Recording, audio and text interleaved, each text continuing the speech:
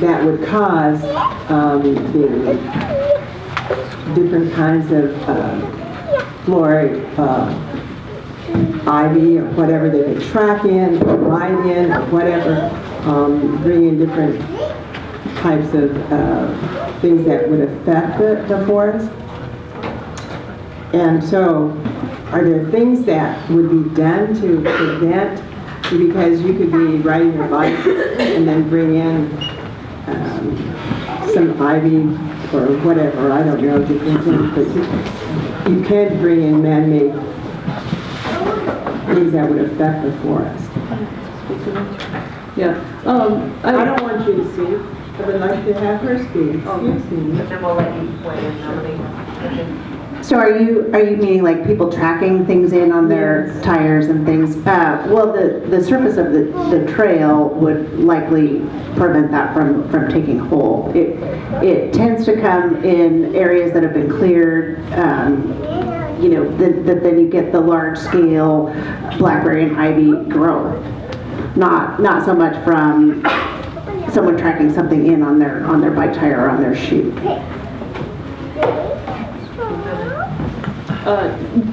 Yes, that part's true. I also would say that that is a concern of mine as well, and why I would recommend that we ask that there's a cleaning station for the bicycles, which is kind of becoming a common practice with a lot of areas with environmental sensitivities.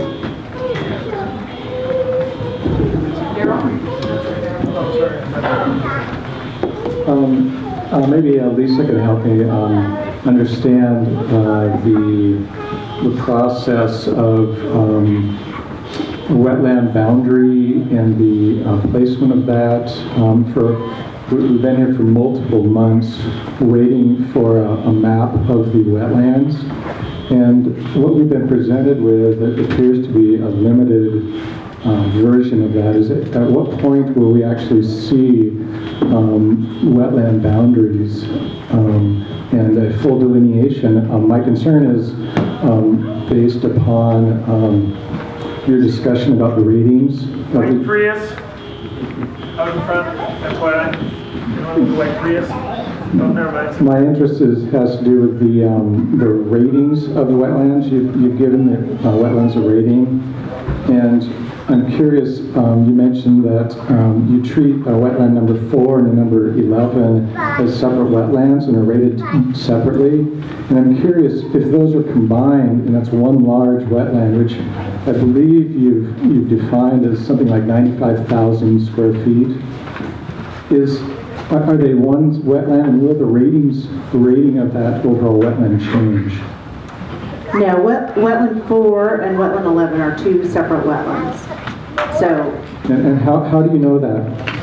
our wetland biologist went out and estimated the area. So we didn't do a formal flagging and delineation to get and have it professionally surveyed by our land surveyor. We used a GPS to estimate the boundary of, so wetland 11 is, we could tell the side boundaries that it doesn't go over to wetland 4. If you were sitting in my seat and I wanted to know where the wetlands were, what would you suggest? Well, as I had said earlier, what the intent was of this was to determine where the trail would impact the wetlands. So that was what we focused on. That was our charge, to get additional information to help during the siting and design of the trail. And at the time, or as I understand it, the trail is not going through the middle of the green space. So we didn't spend our effort delineating, assessing where the wetlands were within there. So what we'll do with this information is provide it to the city to put on the trail map with an idea of where the trail has potential wetland impacts. Thank you, I appreciate that. And I'm curious about again, the rating system. I assume that you filled out Washington State, the wetland rating forms. Correct. And are those available to us?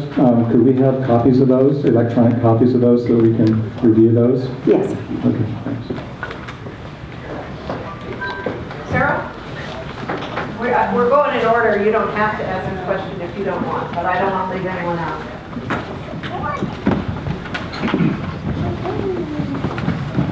Perhaps somebody's already asked this and you can tell me.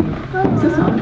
Okay, I'm sorry about that. So we've talked a little bit about different uses in the space. Obviously bicycles, pedestrians, and then we had a little bit of a side discussion about, okay, so if it's pedestrians, are there dogs? Are the dogs on leash? Are the dogs off leash?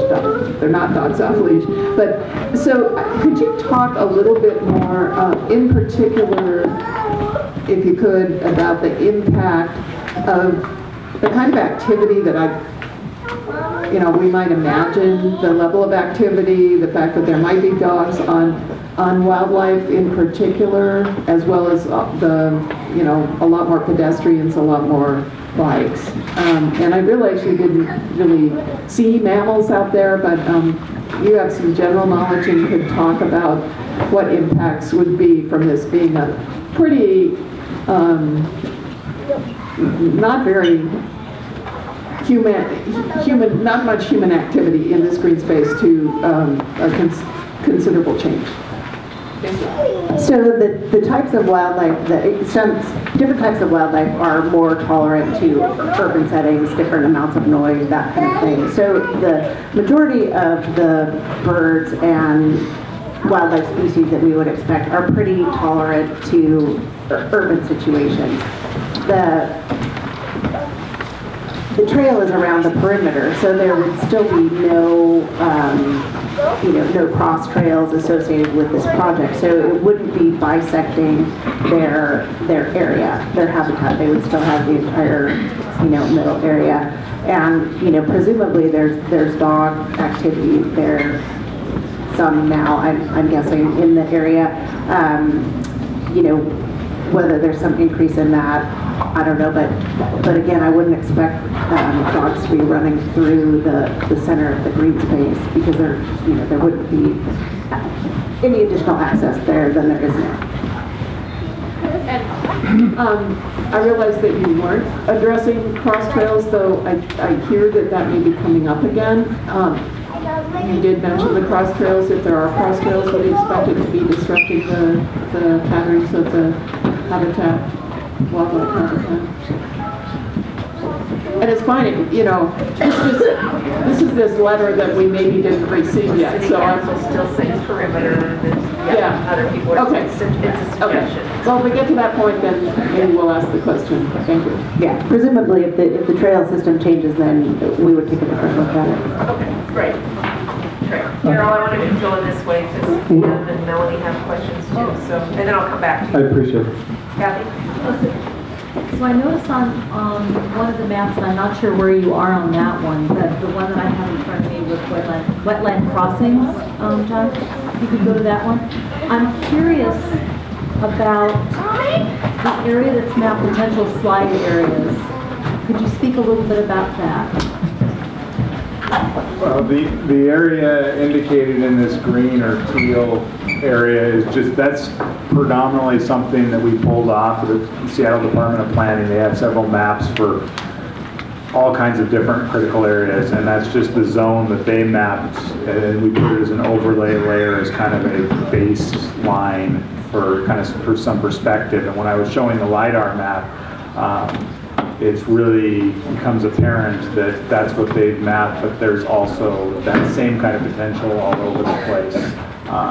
Again, some of it isolated to this area of this wall being kind of one of the most, the largest of scale of instability, which appears to have been remediated since it originally occurred. But the whole, from a shallow skin slide perspective, this whole green space is subject to continued near surface instability over the years. Generally, when you see these kind of slopes all up and down the Puget Sound region, you see the same thing, whether it's in Seattle, whether it's up and down the bluffs.